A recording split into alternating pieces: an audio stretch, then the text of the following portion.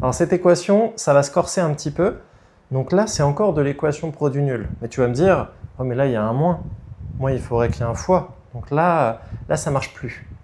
Et donc c'est là que je te conseille d'aller voir mes vidéos sur les factorisations. Donc les factorisations, ce qui est trop bien avec une factorisation, c'est que ça fait apparaître une multiplication. Alors que le développement, ça paraît bien, on se dit « ah, c'est plus simple ».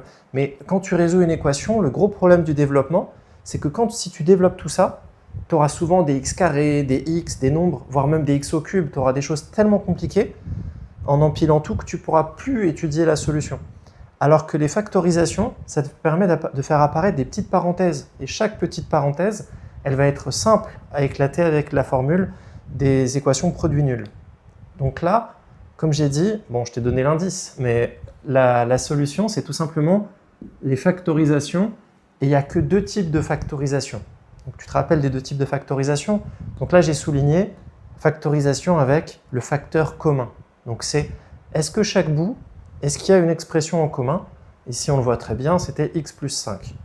C'est quoi le deuxième type de factorisation? C'est avec des identitaires marquables. Donc là, il n'y en a pas, mais des fois, si tu vois qu'il y a une identitaire marquable, souvent c'est quelque chose au carré moins quelque chose au carré. Donc si tu sais que tu as une identitaire marquable, bon, bah, ça peut être aussi un autre moyen de factoriser. Donc je veux vraiment, tu vois, que tu aies cette vision en tête. Si tu as une expression moche, plutôt que de te jeter dans le développement, réfléchis un peu, pose-toi et dis-toi, tiens, est-ce que je ne vois pas une factorisation potentielle? Et ça, c'est les bons élèves qui le voient et donc ça va permettre de te débloquer à chaque fois. C'est pour ça que j'ai fait autant de vidéos sur la factorisation d'ailleurs. Alors, on factorise x plus 5. Donc x plus 5, facteur de quoi? Là, on empile tout le reste dans la grande parenthèse.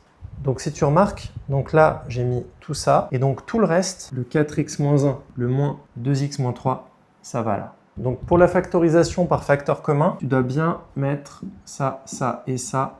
C'est tout ce qu'on va mettre là. Tu vois, donc j'ai tout mis en vrac. Fais attention aussi, quand il y a un moins entre les deux blocs, le moins il va être en facteur de tout ce qu'il y aura à droite. Donc là, j'ai mis une petite parenthèse pour être tranquille.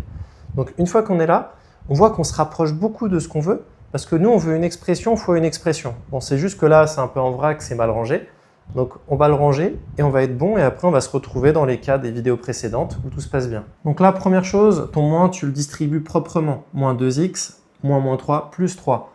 Et après, tu n'as plus qu'à ranger x plus 5, facteur de 4x moins 2x, 2x, moins 1 plus 3, plus 2, égale 0. Et là tu es bien. Donc ça doit être toujours ton réflexe. Quand tu commences à avoir des équations compliquées, en général, toi, ton but, c'est d'arriver sur une expression qui est comme ça, une expression produit nul. Et là, ça veut dire que tu es en terrain connu et que là, ça commence à être bien. Tu vois, c'est comme si tu étais perdu, dans la forêt ou je ne sais où.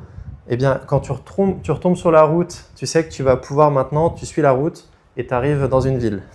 C'est un peu, voilà, c'est un peu en mode survie. Donc là, c'est pareil. Quand tu as ton équation produit nul, c'est comme si tu avais trouvé la route. Bon, après, il ne reste plus qu'à finir, mais tout va bien se passer. Donc, x plus 5 égale 0 ou 2x plus 2 égale 0. Et donc, une fois qu'on est là, on résout x égale moins 5 ou 2x égale moins 2 ou x égale moins 2 demi qui va faire moins 1. Je le fais en une étape. Donc voilà, on a nos deux solutions.